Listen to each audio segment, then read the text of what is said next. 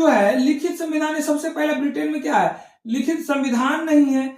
यहाँ के संविधान में जनहित की बात नहीं किया गया है, जनहित की बात नहीं किया है। यहाँ फंडामेंटल राइट्स की बात नहीं किया गया है, फंडामेंटल राइट्स की बात नहीं किया गया है, फंडामेंटल राइट्स की बात नहीं किया। जब फंडामेंटल राइट्स की बात अगर नहीं किया जाएगा तो क्या होगा कि लोगों को हित या जनहित, लोगों का हित को का ध्यान जो नहीं रखा जाएगा, लोगों के हितों का ध्यान नहीं रखा जाएगा, हितों का ध्यान नहीं रखा जाएगा। यानी संसद के द्वारा लोगों के हितों को नजरअंदाज करके भी कानून बनाया जा सकता है जिसमें लोगों के मौलिक अधिकारों का हनन हो सकता है या होता है, हो सकता है या होता भी है।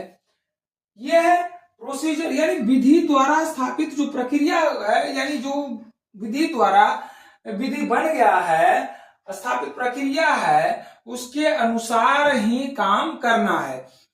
दूसरा एक व्याख्या जो हुआ ड्यू प्रोसेस ऑफ लॉ, हुआ क्या था मेनका गांधी केस में 78 में जो है बहुत सारे लोगों को प्राणी दैहिक स्वतंत्रता का हनन किया गया। मेनका गांधी केस में मेनका गांधी बाहर जाना चाहती थी, विदेश जाना चाहती थी, लेकिन जो है उनको रोक दिया गया और उनके पासपोर्ट को जब्त कर लिया गया।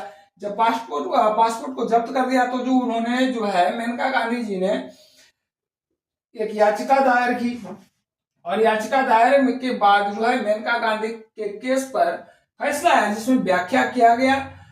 उसी में आया ड्यू प्रोसेस ऑफ लॉ, यथोचित विधि प्रक्रिया।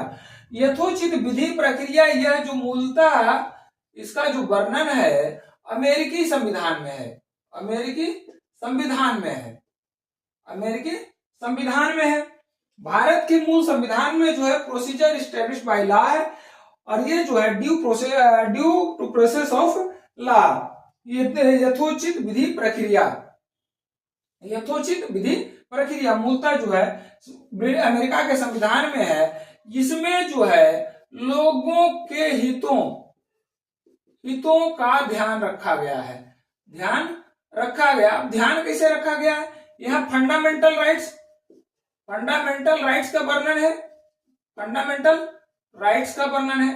अच्छा, फंडामेंटल राइट्स का है तो विधि द्वारा ऐसी प्रक्रिया या जो है संसद के द्वारा या विधायिका के द्वारा ऐसी विधि का निर्माण किया जाएगा जो लोगों